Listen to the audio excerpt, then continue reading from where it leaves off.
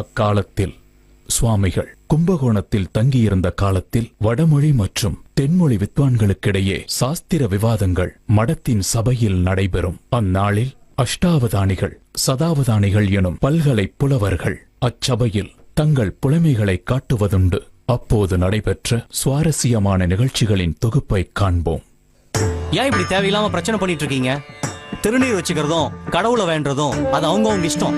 கோயிலுக்கு வர்றவங்க எல்லாம் இதை நிச்சயம் பண்ணணும்னு எந்த சாஸ்திர சம்பிரதாயத்திலயும் சொல்லல. சாஸ்திர சம்பிரதாயப்படி பகவானை வணங்கினா நல்லது நடக்கும்னு சொல்லுவா. ஆனா நீங்க அதை செய்யாம அதுல குறிப்பிடாத மட்டும் ஏன் செய்யறீங்க? உங்களை மாதிரி ஆளுங்க பிரபலமாகறதுக்காக இந்த மாதிரி வீணா விதண்டாவாதம் பேசிட்டு இருக்கு. நாங்க ஒண்ணு வேணும்னு விதண்டாவாதம் பண்ணல. உங்ககிட்ட இருக்கிற நல்ல விஷயங்களை நாங்க எடுத்துக்கிறோம். ஆனா உங்ககிட்ட இருக்க மூட பழக்கத்தை நாங்க பின்பற்றது இல்ல. அப்படி என்ன மூட பழக்கத்தை எங்க கிட்ட பார்த்தேன்? நீங்க என்ன விஞ்ஞான பூர்வமா பேசுறேன்? நாங்க விஞ்ஞானிகள் இல்லைன்னாலும் விஞ்ஞானத்தையும் விஞ்ஞானத்தையும் குழப்பிக்காம ரெண்டையும் பகுத்தறிகிற பக்குவத்தை நோக்கி போய்கிட்டு இருக்கோம். ஆனா நீங்க விஞ்ஞானத்தை மட்டுமே கண்மூடித்தனமா நம்பிக்கிட்டு இருக்கீங்க. அப்படி என்ன நாங்க கண்மூடித்தனமா செஞ்சுட்டு இருக்கோம்? கொஞ்சம் விட்டா திருநீர் வைக்கிறதையும் கோயிலுக்கு போறதையும் மூட பழக்கம்னு சொல்லுவீங்க போல இருக்கே. சரி, திருநீர் பூசிக்கிறதுக்கு சரியான விளக்கம் சொல்லுங்க. இது கூட உங்களுக்கு தெரியாது? திருநீர் அப்படின்னா சிவனுடைய உடல்னு பொருள். திருநீரை நாம அணியறதுனால நாம மத்தவாளுக்கு சிவனாவும், அதை மத்தவ அணியறதுனால மத்தவாளையும் நம்ம சிவனாவே பாவிக்கிறோம். இதுதான் திருநீரோட தத்துவம். இப்படி பாவிக்கிறதுனால ரெண்டு பேருக்கு இடையே இருக்கிற பகைமை உணர்ச்சி போகும். அது மட்டும் இல்லாம ஏற்றத்தாலும் குறையும். திருநீர் அப்படிங்கிறது சாம்பல் இருந்து எடுத்தது. நாம எல்லாம் ஒரு நாள் சாம்பலாக போறோம் அப்படின்றத மனசுல வச்சுட்டு மத்த உயிரினங்கிட்ட அன்பும் பாசமும் கருதி உயிரை வதைக்காம இருக்கணும். இதுதான் திருநீரோட தத்துவம். நீங்க எப்படி சொல்றீங்க? ஆனா திருநீர் பூசுறதுக்கு முக்கியமான காரணம் ஒரு கிருமி நாசினியா அது செயல்படுது. உடல் முழுக்க திருநீர் பூசுறதால தொற்று நோய் வராம அது தடுக்குது. மேலும் உடம்புல இருக்கிற தேவையில்லாத நீரையும் அது உறிஞ்சிடும். நாம நெத்தியில பொட்டு வைக்கிறது இது மாதிரியான காரணங்களுக்காக தான். ரெண்டு புருவத்துக்கு மத்தியில ஆக்னேய சக்கரமும் தொண்டக்குழியில விசுத்தி சக்கரமும் இருக்கும். இங்க பொட்டு வைக்கிறதால நமக்கு அறிவும் ஞாபக சக்தியும் பெருகும். இது எங்களுக்கும் தெரியும். அது மட்டும் இல்ல, புருவத்தோட மத்தியில சில முக்கியமான நரம்பு தொகுப்புகள் இருக்கு. அதனாலதான் குளிர்ச்சி தரக்கூடிய சந்தனத்தை ஆண்களும் சூரிய கதிர்களை ஈர்க்கக்கூடிய குங்குமத்தை பெண்களும் அணியணும்னு சொல்றாங்க. இவ்வளவு பேசுற நீங்க திருநீர் மட்டும் இட்டுட்டு போக வேண்டியதானே? ஏன் கோயிலுக்கு வரையில் உங்க பிரச்சனைகளை முறையிடவும் தீர்வு காணவும் மன அமைதிக்காக தானே பகவானை பார்க்க வரையில். கோயிலுக்குள்ள வந்தா மன அமைதி கிடைக்கும்னு ஒத்துக்கிறோம். ஏன்னா பூமியில எங்க காந்த அலைகள் அதிகமா இருக்கோ அங்கதான் கோயிலும் இருக்கு. மலையடிவாரம், தனிமையான இடம் அங்கெல்லாம் இருக்கும்போது மன அமைதி கிடைக்கும். அதே மாதிரி தான் கோவிலும். அங்க இருக்கிற விளக்கு, மணி, செப்பு தகடுகள் இதெல்லாம் காந்த சக்தியை நமக்கு பன்மடங்கு தர்றதுனால மன அமைதி ஏற்படும். அப்படின்னா பஞ்சபூதத்தையும் கட்டுப்படுத்துற கடவுள் நமக்கு அருள் புரியலன்னு சொல்றீங்களா? அப்ப கற்பகிரகத்துல இருக்க கடவுள் கல்லுன்னு சொல்றீங்களா? இருங்க, அப்படி சொல்லாதே சுவாமி. அவ பேசுனதை பார்த்தேலா? உங்க முன்னாடியே கடவுள் இல்லைன்னு சொல்றா. இவாளுக்கு நீங்க தான் சொல்லி புரிய வைக்கணும். சுவாமி, உங்களை மாதிரி ஞானவான்களை நாங்க ஏத்துக்கிறோம். பார்க்க முடியாத கடவுளை நாங்க எப்படி ஏத்துக்கிறது? கடவுள் இருக்காரா இல்லையான்னு நாங்க எப்படி தெரிஞ்சுக்கிறது? சில கேள்விகளுக்கு விடை இல்லாததே அந்த கேள்விகளோட பதிலா போயிடுது. புரியல சாமி. நீங்க என்ன சொல்ற? நான் இல்லைன்னு சொன்னா சாமி? இல்லை என்ற வார்த்தைக்கு ஒரு முழுமையான அர்த்தம் தெரியுமா உங்களுக்கு? முன்பு இருந்த எந்த ஒரு விஷயமும் காலப்போக்கில் அழிஞ்சிடுறதோ அதையே இல்லை என்று நம்ம சொல்றோம். உதாரணமா சொல்லணும்னா, முன்பு ஒரு காலத்துல இலை தழைகளை ஆடைய அணிகிற பழக்கம் நமக்கு இருந்தது. ஆனா அது இப்போ இல்லை. இருக்கிற அல்லது இருந்த ஒரு விஷயத்தை தான் நாம இல்லைன்னு சொல்றோமே தவிர இல்லாத ஒரு விஷயத்த நாம இல்லைன்னு சொல்றதில்ல.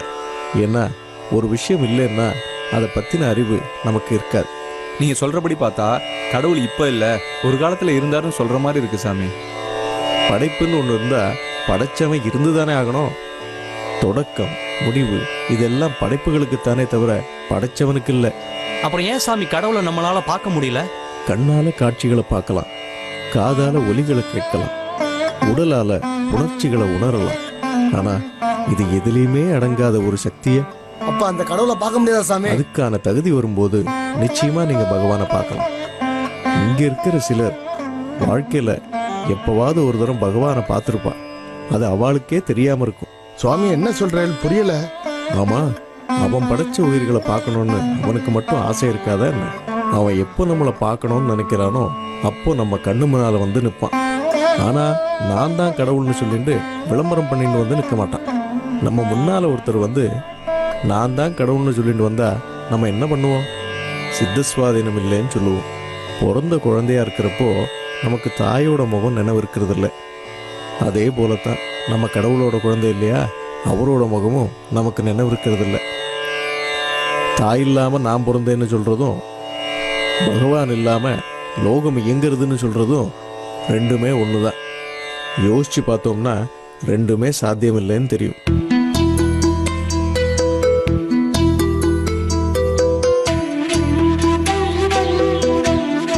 இன்னைக்கு விவாதமே இவ்வளவு சிறப்பா இருந்தது. நாளைக்கு அஷ்டவாதானி போட்டி எப்படி இருக்க போறதுன்னு தெரியலையே. அஷ்டாவதானி போட்டியில நம்ம மடத்து சார்பா கலந்துக்க போறது யார் தெரியுமா? நம்ம சாமாயரா. அவரைய மடத்தோட சார்பா நியமிச்சிருக்கா? என்ன இப்படி கேட்கிறீர்கள்? நம்ம சாமாயரும் திறமையானவர் தானே. அவர் திறமையானவர் தான், நான் இல்லைன்னு சொல்லல. அவர் அஷ்டவதானத்துக்கு பயிற்சி எடுத்திருக்காரே தவிர அவருக்கு போதிய அனுபவம் இல்ல. நீ சொல்றதும் சரிதான். அவர் ஊரை தாண்டி போட்டி போட்டவர்கிட்ட கூட ஜெயிச்சது கிடையாது. உடல் தாண்டி போட்டி போட்டவர் கூட தோத்துட்டாருன்னா அவரோட மான மரியாதை எல்லாம் போயிடும். அவர் தோத்துட்டா அவரோட மரியாதை மட்டும் இல்ல, நம்ம மடத்தோட மரியாதையும் சேர்ந்துல போகும். நம்ம மரியாதை வடநாட்டு வரைக்கும் கப்பல்ல போயிருமோன்னு நேக்கு பயமா இருக்கு. ஈஸ்வரா, என்னை ஏன் இப்படி சோதிக்கிற? உன்னுடைய திருவிளையாடல்ல இதுவும் ஒண்ணா? நீ ஏன் கதையில் இருக்கிற உன் பக்தன்ட்ட நோக்கு என்ன வேணும்? அவ முன்னாடி நான் தோத்துட்டான், என் மரியாதையே போயிடுமே. நான் தோக்குறத பார்க்கவா நீ ஆசைப்படுற? உன்னோட செயல் எல்லாத்துக்கும் ஏதாவது ஒரு அர்த்தம் இருக்கும்னு சொல்லுவாளே, இதுக்கு என்ன அர்த்தம்? ஏன் என்ன இப்படி சோதிச்சு பார்க்கற? நான் புலம்புறதெல்லாம் நோக்கு கேக்குறதா இல்லையா? என் பேச்சுக்கு செவி சாய்க்க மாட்டியா? உன்னை முழு மனதோட பிரார்த்திக்கிற எனக்கு நீயே உதவிக்கு வரலன்னா வேற யாரு எனக்கு வருவா? உன் மேல முழு பாரத்தை போட்டு நாளைக்கு நான் போட்டிக்கு போறேன். மத்ததெல்லாம் நீ தான் பாத்துக்கணும்.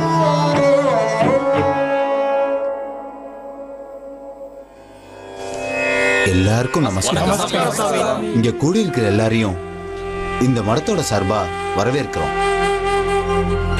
இந்த மார்கழி மாசத்துல வெகு சிறப்பா அமைகிற விதத்துல தினமும் ஒரு நிகழ்ச்சி நடந்துட்டு இருக்கு. அதுல மிக முக்கியமான நிகழ்ச்சியா அஷ்டாவதான போட்டி நடக்க போறது. 2 அஷ்டாவதானிகள் போட்டி போட்டு அவங்களோட திறமைய காட்ட போறாங்க. நம்மள சில பேருக்கு அஷ்டாவதானிக்கு விளக்கம் தெரியும். தெரியாதவளுக்கு இப்ப நான் சொல்ல போறேன். அஷ்டாவதானின்றவா ஒரே நேரத்துல 8 விஷயங்களை உள்வாங்கிண்டு அதுக்கு பதில் சொல்ல போறா. அவ பல மொழிகள் கற்றவராகவும் பாடல் ஏற்றுபவராகவும் இசை வித்தகராகவும் இருப்பா. கணிதம், ஜோதிடம், தர்க்கம், வேதாந்தம், மீமாம்சை, வியாகரணம் இதெல்லாம் நன்கு கற்றவரா இருப்பா.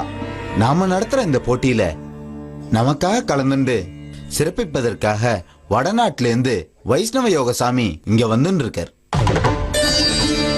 நம்ம சார்பா அவரை எல்லாரும் சேர்ந்து வரவேற்போம்.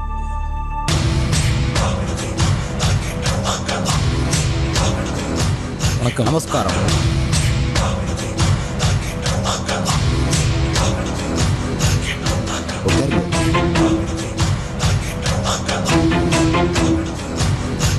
நமஸ்காரம்.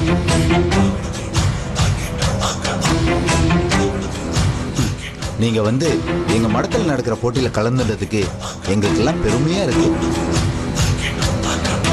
இவாளை பத்தி உங்களுக்கு எல்லாம் ஒரே வார்த்தையில சொல்லணும்னா, அஷ்டவாதனிகளுக்கெல்லாம் இவர் ஒரு ஞானி.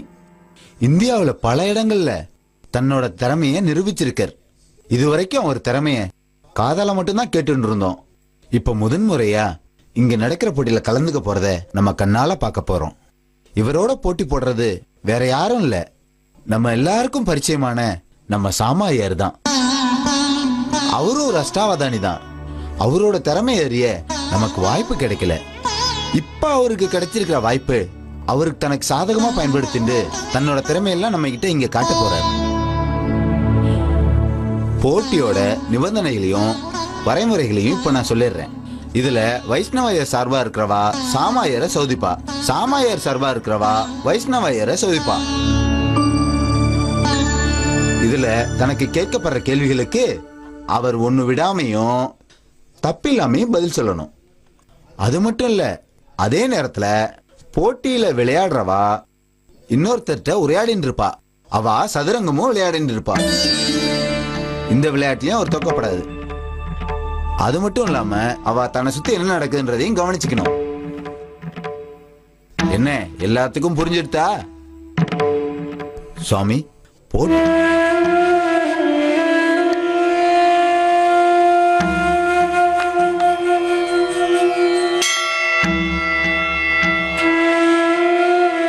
நீங்க வடநாட்டுல இருந்து வரதா சொன்னீங்களே, உங்க நாட்டினுடைய சிறப்பை பத்தி சொல்ல முடியுமா? நான் வாரணாசியிலிருந்து வரேன். காசி சிவபெருமானின் ஸ்தலம்.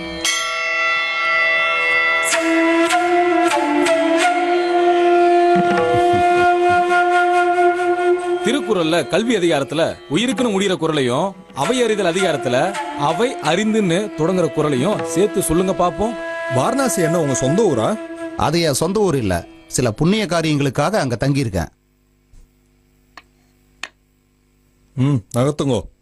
என்னென்ப ஏன எழுத்தென்ப இவ்விரண்டும் கண்ணென்ப வாழும் உயிர்க்கு. அவையறிந்து ஆராய்ந்து சொல்லுக, சொல்லின் தொகையறிந்து தூய்மை எவர். பாடல படிங்க. வாராளி கலச கொங்கை வஞ்சி போல் மருங்கு வாழ்தான் தாராளி கலைசார் அல்குல் தடங்கடற்கு ஊமை தக்கோல் பாராளி பிடரில் தங்கும் பாந்தமும் பணிவென்றோங்கும் தேரும் கண்ட நான் உனக்கு உரைப்பதென்ன. அதிக நாள் வாழ்ந்த இடம் எது? சண்டிகர்ல தான் அதிக நாள் வாழ்ந்தேன். நகர்த்துங்கோ. என்னுடைய கேள்வி 4 உபவேதங்களையும் அதோட முக்கிய அம்சத்தையும் 2 வரியில சொல்லுங்க. ஆயுர்வேதம் இது மருந்து மூலிகை பற்றியது. தனுர்வேதம் இது போர்க்கலையை பற்றியது. காந்தர்வ வேதம் இது இசை நடனம் பற்றியது. சில்ப வேதம் இது கட்டடக்கலையை பற்றியது.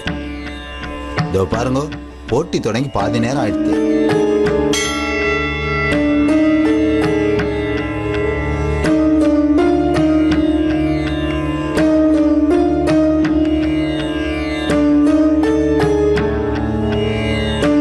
நீங்க பல ஊர்ல இருந்ததா சொன்னீங்க. அந்த ஊர்ல பிடித்த ஊர் எதுன்னு சொல்ல முடியுமா? வாரணாசியில ஹனுமன் காத் எனக்கு ரொம்ப பிடிக்கும். ஆடுங்கோ.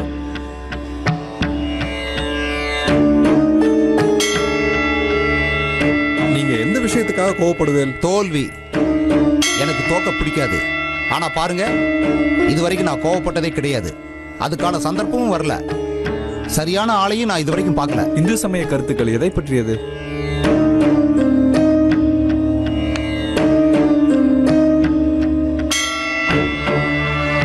லீலை, மாயை, கர்மா, ஆத்மா, பிரம்மம், ஆசை, தூக்கம், பிறவி சுழற்சி, மறுபிறவி, தர்மம், நிர்வாணம், மோட்சம், வீடு, அவதாரம், நரகம், சொர்க்கம், தந்திரம்.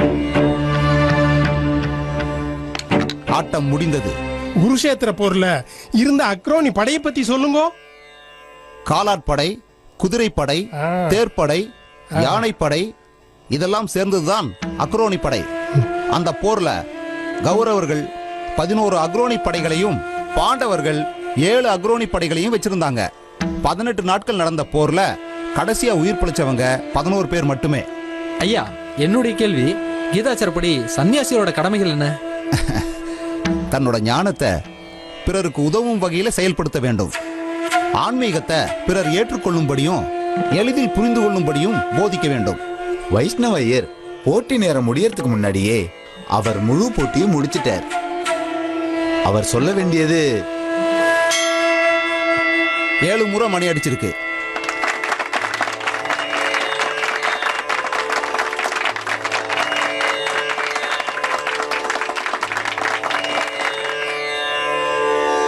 வைஷ்ணவ ஐயர் தன்னுடைய போட்டியை வெற்றிகரமா மிக திறமையா முடிச்சிட்டார்.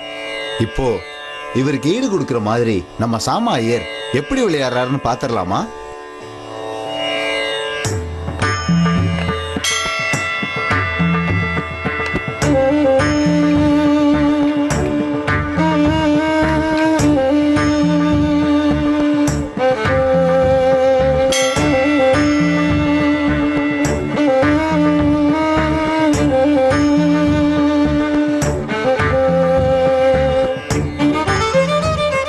மீமாம்சத்தின் வகைகளும் ரிக்வேதத்தில் எத்தனை மண்டலங்கள்? உங்க ஊர்ல எத்தனை பேர் இருக்கா? பாடல் ஒன்று சொல்லுங்க. என்ன என்ன சாமா ஐயரே, என் கேள்விக்கு பதில் சொல்ல போறீங்களா இல்ல அவ கேள்விக்கு பதில் சொல்ல போறீங்களா?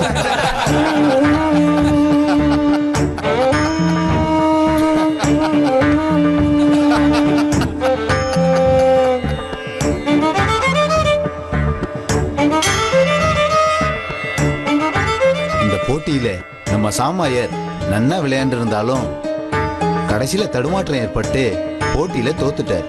வைஷ்ணவையர் மீண்டும் தன்னை ஒரு அஷ்டவாதான்னு நிரூபிச்சிட்டார். அவர் வந்து இந்த போட்டியை சிறப்பிச்சதற்கு மடத்தோட சார்பா மிகுந்த நன்றி தெரிவிச்சுக்கிறேன். இப்ப வைஷ்ணவையர் உங்களோட சில வார்த்தைகள் பேசுவார். எல்லாருக்கும் வணக்கம். நமஸ்காரம். எனக்கு தமிழ்நாட்டு மேலையும் தமிழர்கள் மேலையும் ரொம்ப மரியாதை இருந்துச்சு. ஆனா இப்போ எனக்கு தமிழர்களோட திறமை மேல சந்தேகமா இருக்கு. தமிழர்கள் எல்லாம் வெறும் தான் வாய்ப்பேச்சால தான் வாழ்ந்தாங்களோன்னு எனக்கு தோன்றது.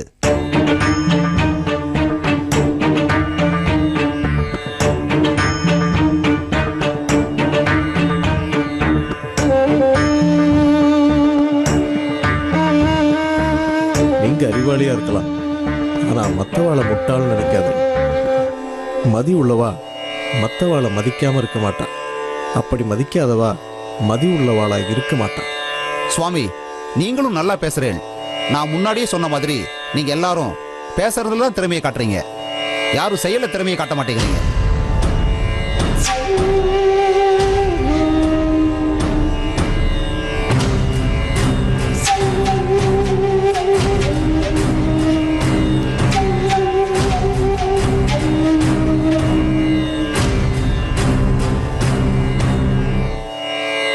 நாம் போட்டி போடுறதுல உங்களுக்கு ஒன்றும் ஆட்சேபணம் இல்லையே.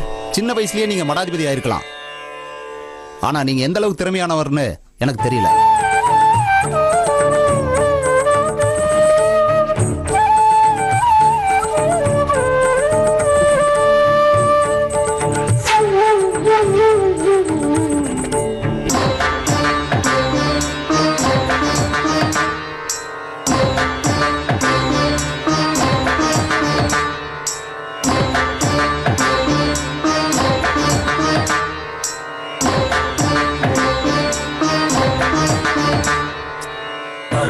शंकर जय जय शंकर, हर हर शंकर जय जय शंकर.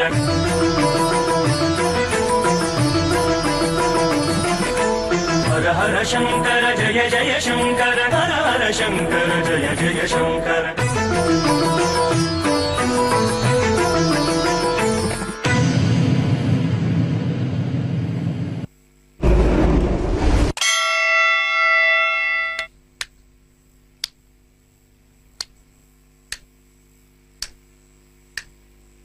வராகமகியின் வானியல் தொடர்பான 5 சித்தாந்தங்கள் சொல்லுங்க. சூரிய சித்தாந்தம், ரோமகா சித்தாந்தம், பௌலிசா சித்தாந்தம், வசிஷ்ட சித்தாந்தம், பைத்மகா சித்தாந்தம்.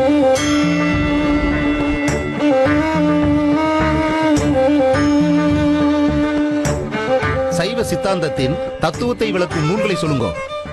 திருவந்தியர், திருக்களிற்றுப்பாடியார், சிவஞான போதகம், சிவஞான சிந்தியர், இருபா 20, உண்மை விளக்கம், சிவப்பிரகாசம், திருவருட்பயன், வினாவெண்பா, போற்றிப்பற்றடை, கொடிக்கவி, நெஞ்சு விடுத்தூது, உண்மை நெறி விளக்கம், சங்கற்ப நிராகரணம் என 14 சைவ சித்தாந்த நூல்கள் அத்தனை இருந்தாலும் அவற்றில் சிறந்தது மெய்கண்டார் எழுதிய சிவஞான போதகம் தான் எல்லாரும் சொல்லுவார்.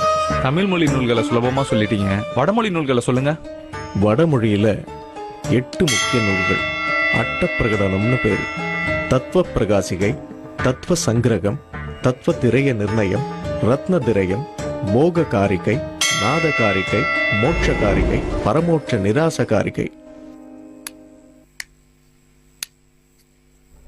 ரிக்வேத காலத்தில் வாழ்ந்த 15 முனிவர்கள் பேரை சொல்லுங்க. வசிஷ்டர், விஸ்வாமித்ரர், திருக்குறள் அறந்துபால பற்றி கர்வங்கிற விஷயங்களை நீங்க சொல்ல முடியுமா?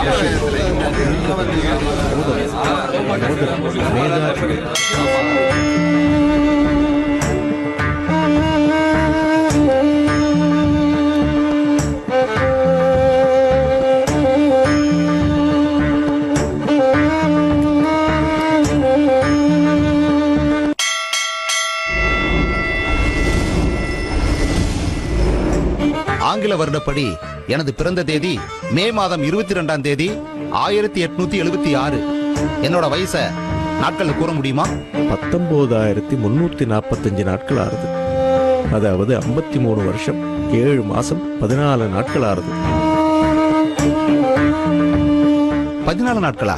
தப்பா சொல்றீங்க. 15 நாட்கள் வரும். 1900 ஒரு வெகு ஆண்டு கிடையாது.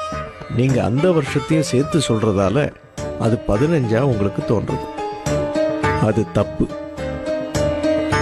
இன்னும் சொல்லணும்னா நீங்க பிறந்து 4,66,736 மணி நேரம் 42 நொடி ஆறுது.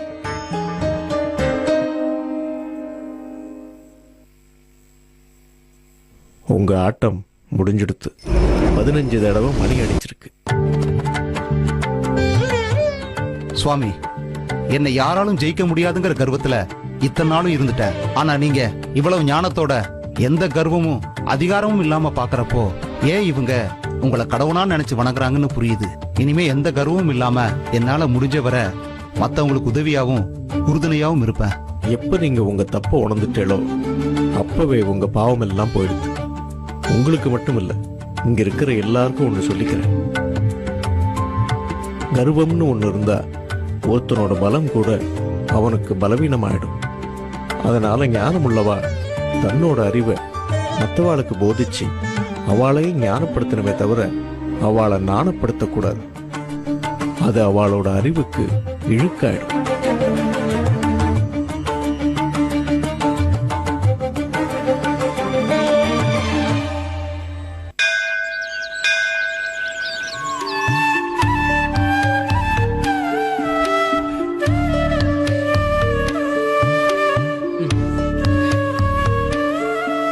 அம்மா, நான் பள்ளிக்கூடத்துக்கு போக வேண்டாமா? இல்ல வேண்டாம்டா. அம்மா, நேத்து தான் நான் சுந்தரத்தை பார்த்தேன்.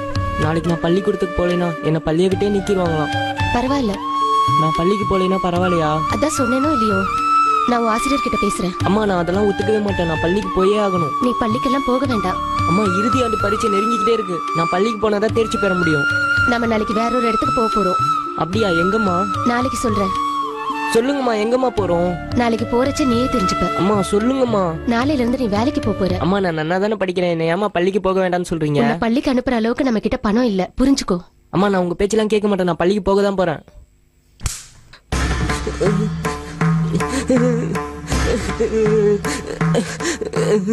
அழாதடா, அழாதடா. வா.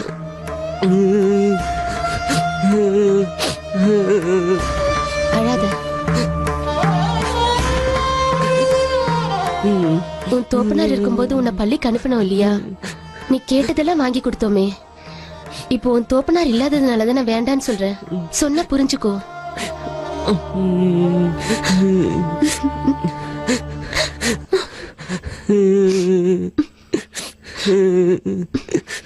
கொஞ்ச நாள் வேலைக்கு போ, அப்புறம் நானே பள்ளியில சேர்த்து விடுறேன்.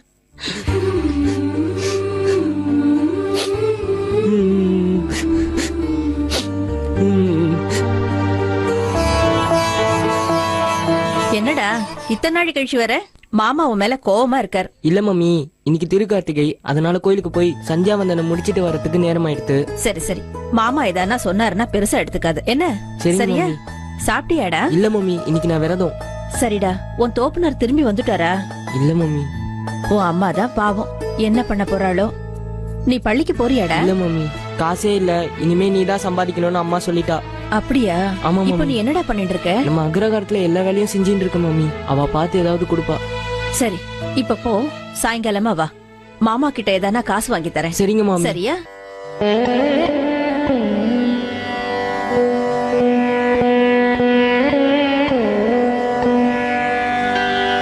என்னடா அம்பி, நீனும் போறியா? இல்ல மம்மி, எனக்கு வீணை வாசிக்கிறது ரொம்ப பிடிக்கும். அதான் மாமா வாசிக்கிறத பாத்துட்டு இருக்கேன். அப்படியா? சரி மாமி, நேக்கு ஒரு உதவி செய்யறேலா? என்னடா அம்பி? மாமாட்ட சொல்லி நேக்கும் வீணை வாசிக்க கத்து கொடுக்க சொல்றேலா? உனக்கு வீணைன்னா அவ்வளவு பிடிக்குமா? ஆமா மம்மி, என் தோப்பனார் நேக்கு சின்ன வயசுலயே வீணை வாசிக்க சொல்லி கொடுத்துருக்காரு. அப்பத்துல இருந்தே எனக்கு வீணை கத்துக்கணும்னு ஆசை. ஆனா நேக்கு சொல்லி கொடுக்கறதுக்கு யாருமே வரல மம்மி. அப்படியா? நான் மாமா கிட்ட சொல்லி பாக்குறேன். அவரு ஒத்துப்பாரான்னு எனக்கு தெரியல. அவருக்கு நேரம் இருக்காதுப்பா. ஒரு அரை மணி நேரம் சொல்லி கொடுத்தா போதும் மம்மி. சரி இரு, நான் கேட்டு பாக்குறேன். மாமி மாமி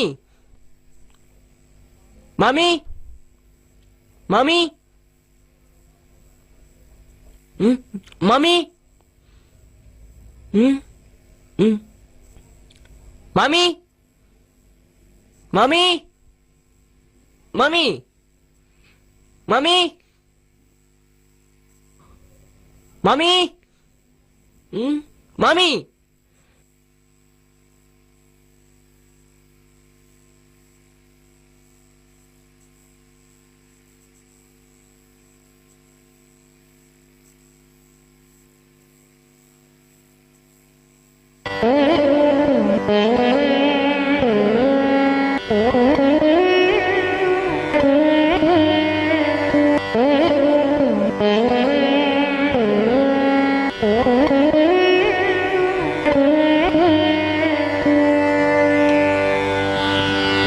டேய் என்னடா பண்ணிட்டு இருக்க? வாடா இங்க. என்னடா பண்ணிட்டு இருக்க? ஒண்ணும் இல்ல மாமா. அறிவில்லை நோக்கு? எவ்வளவு தைரியம் தான் அந்த வீணை தொட்டிருப்ப? இல்ல மாமா. என்ன வேணா நோக்கு? மாமி வர சொல்லிருந்தா. சரி உன்னாண்ட நான் ஒரு கோப்பு கொடுத்துட்டு வர சொன்னேன், குடுத்தியா? நேத்து அம்மா கூட வெளியே போயிருந்தேன், அதான் கொடுக்க முடியல. ஒரு வேலை செய்ய சொன்னா செய்யாம 1008 நொடிசாக்கு சொல்லு. இனிமே இந்த ஆத்துக்கு வராத, போட வெளியே. இல்ல மாமா, அம்மா தான் ரொம்ப வற்புறுத்தி கூப்பிட்டா, அதான் போயிட்டு வந்தேன். நீ எதுவும் செய்ய தேவையில்ல, முதல்ல இந்த ஆத்த விட்டு கிளம்பு. மாமி வர சொல்லியிருந்தா மாமா. மாமி வந்தா நான் சொல்லிக்கிறேன், நீ கிளம்புட ஆத்த விட்டு.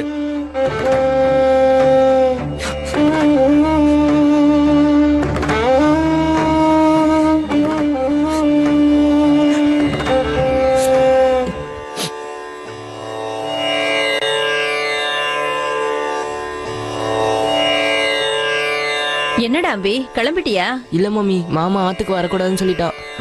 ஏன் இப்படி சொன்னார்? வா. என்ன பாவம் இவன், இவனை எதுக்கு ஆத்த விட்டு போ சொன்னேள்? நீ அமைதியா இரு, யார எங்க வைக்கணும்னு எனக்கு தெரியும். எந்த வேலை கொடுத்தாலும் முகம் சுளிக்காம செய்யறான் இவன். அவனை போய் ஏன் இப்படி சொன்னேள்? வீணை அனுமதி இல்லாம யாரும் சொல்றது எனக்கு பிடிக்காது. அதுவா, அவனுக்கு வீணைனா ரொம்ப பிடிக்குமா, அதனாலதான் தொட்டிருப்பான். நம்ம பிரகதீஸ்வரனே அனுமதி இல்லாம இந்த வீணையை தொடக்கூடாது சொல்லிருக்கேன், அப்புறம் எப்படி இவன் தொடலாம்? என்னன்னா இது, அவன் உங்ககிட்ட வீணை கத்துக்கிறதுக்கு எவ்வளவு பிரியமா இருக்கான் தெரியுமா? இவன் என்கிட்ட வீணை கத்துக்க போறானா? இவனுக்கு இசையை பத்தி என்ன தெரியும்? இல்லனா அவன் தோப்பனார் இவனோட இருக்கறச்சே இவனுக்கு சொல்லி கொடுத்திருக்கார். அப்படியா? சரி, நான் அவனுக்கு சொல்லி தரேன். முதல்ல வீணையை தொடச்சு நன்னா சுத்தம் பண்ண சொல்லு, அதுக்கப்புறம் நேரம் வரும்போது நானே சொல்லி தரேன்.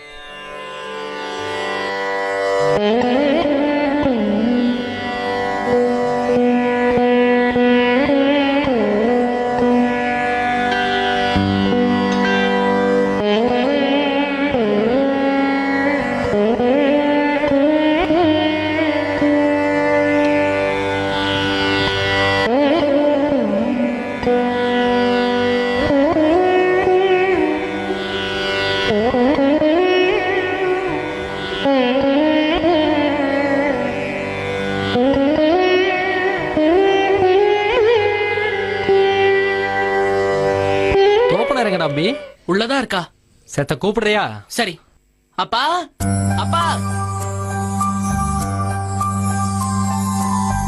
என்ன ஒய், காலம்பரே வந்துட்ட? நம்ம ஊருக்கு சந்திரசேகரேந்திர சுவாமிகள் விஜயம் பண்ணிருக்கா, அதான் உங்களை பார்த்து கைங்கரியம் பண்ண முடியுமான்னு கேட்டுட்டு போகலான்னு வந்தேன். காலையிலே நல்ல விஷயத்த சொல்லிருக்க ஒய்.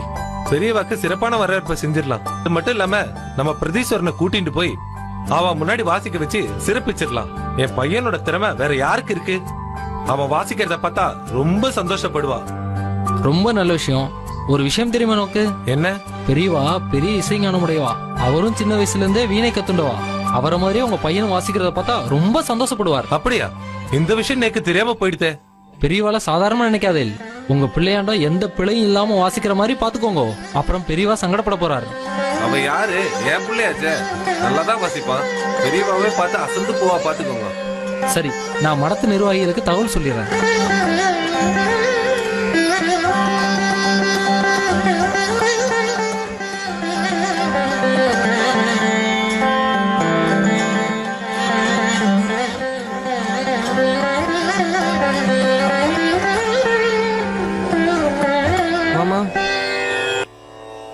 மாமா நேக்கும் சாமி முன்னாடி வாசிக்க ஆசையா இருக்கு. நேக்கு ஏதாவது சிறியதா வாசிக்க கத்து கொடுப்பேலா? ஏண்டா வீணை வாசிக்கிறது என்ன வசனம் வாசிக்கிறது நினைச்சிட்டு இருக்கியா? அதெல்லாம் பிறப்புல வர விஷயம். முதல்ல நீ வீணையும் பெரியவாளையும் மதிக்க கத்துக்கோ. அதுக்கப்புறம் இந்த வீணையை பத்தி சொல்லி கொடுக்கலாமான்னு நான் யோசிக்கிறேன். உன்னை இந்த வீணை தொட கூட விட மாட்டேன். முதல்ல அவன் எப்படி வாசிக்கிறான்றத பாரு. நீ வாசிடா.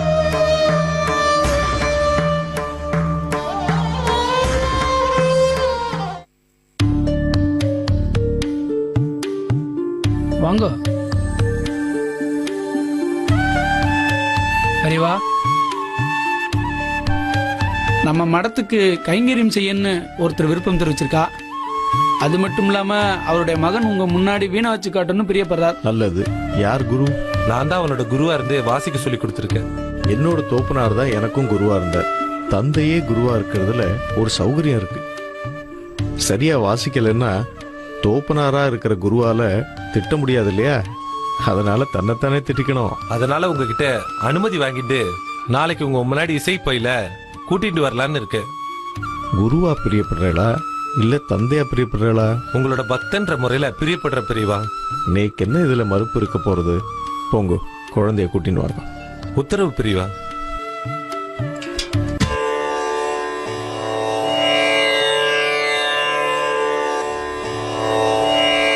பெரியவா,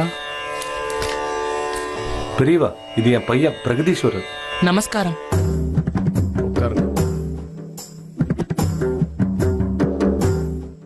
பெரியவா, என் பையன் வீணை விட்டுற திறமைக்கு நிகர் அவன் மட்டும்தான். அதுக்கு நிகர் வேற எதுவுமே இல்லைன்னு தான் சொல்லுவா. நீங்க நன்னா வீணை வாசிப்பேன்னு நான் கேள்விப்பட்டிருக்கேன். அவன் கண்டிப்பா உங்களை சந்தோஷப்படுத்துவான். இங்க வா.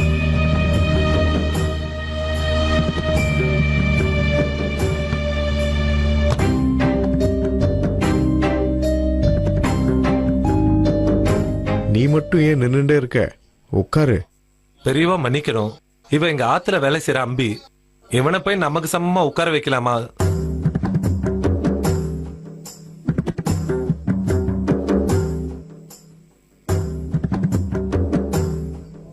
இந்த லோகத்துல பெரியவா சின்ன வாங்குற பாகுபாடு எதுவுமே கிடையாது. பகவானோட சிருஷ்டியில எல்லாமே ஒண்ணுதான். வா, வந்து உட்கார்.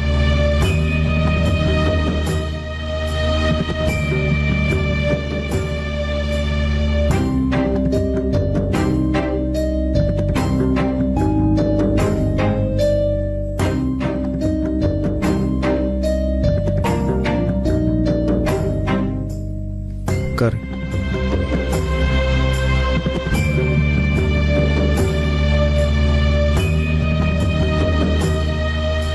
வாசி.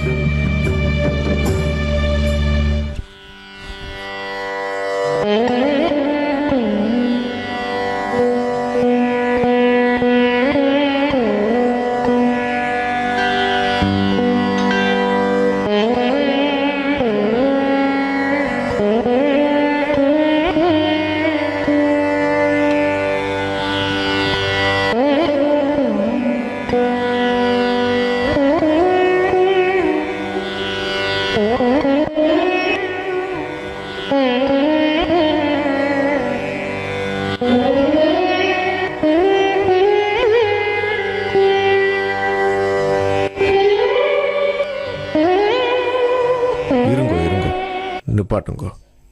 ஏண்டா நன்னா வாசிச்ச. பிழைய சுட்டி காட்டுற போதுதான் அடுத்த தடவை அவனால சரியா வாசிக்க முடியும். பெரியவா, எந்த பிழையும் இந்த ராகத்துல இருக்க மாதிரி எனக்கு தெரியல. அப்படியா? அந்த வீணை சத்த சரிங்க பெரியவா.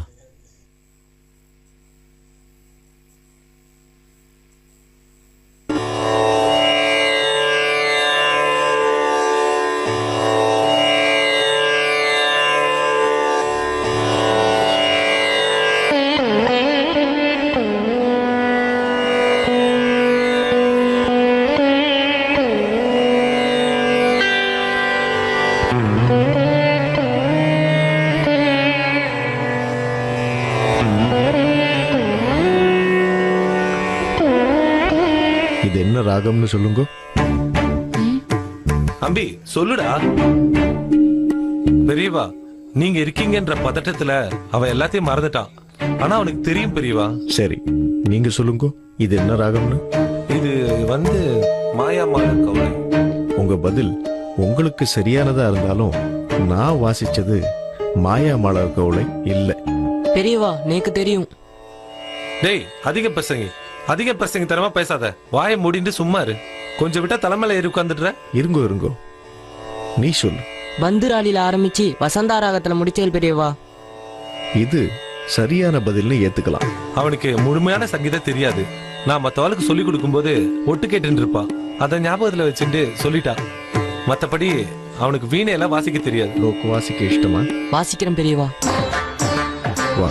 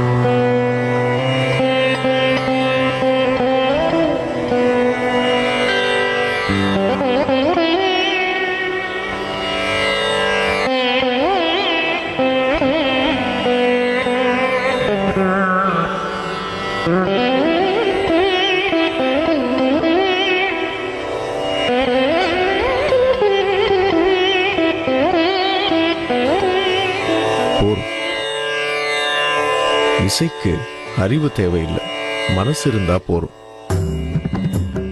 உங்க குழந்தைக்கு இசைக்கான தேடலை கொடுங்க. ஒரு செடியை ஜலம் விட்டு வளர்த்து உயிரோட விட்டுருக்கணுமே தவிர அது வளர்ந்துடுத்தேன்னு சொல்லி அதை கையால் எடுத்து பிடுங்கப்படாது. மனுஷாளுக்கு நீர், ஆகாரம் இது எப்படி பொதுவோ அதே போலதான் இசையும் எல்லாருக்கும் பொதுவான ஒன்று. அதை அடைய நினைக்கிறவாளை தடுக்கிறது மகா பாவம். அவன் உங்களை மானசீக குருவா நினைச்சு வாசிட்டு இருக்கான். நீங்க அவனை மனுஷாலா கூட மதிக்கல. பெரியவா என்ன மன்னிச்சிருங்க. இதுல நான் மன்னிக்கிறது என்ன இருக்கு? நான் முன்னாலேயே சொன்ன மாதிரி நீங்க குருவா இருக்க ஆசைப்படுறீங்களா இல்ல தோப்பனாரா இருக்க ஆசைப்படுறீங்களா?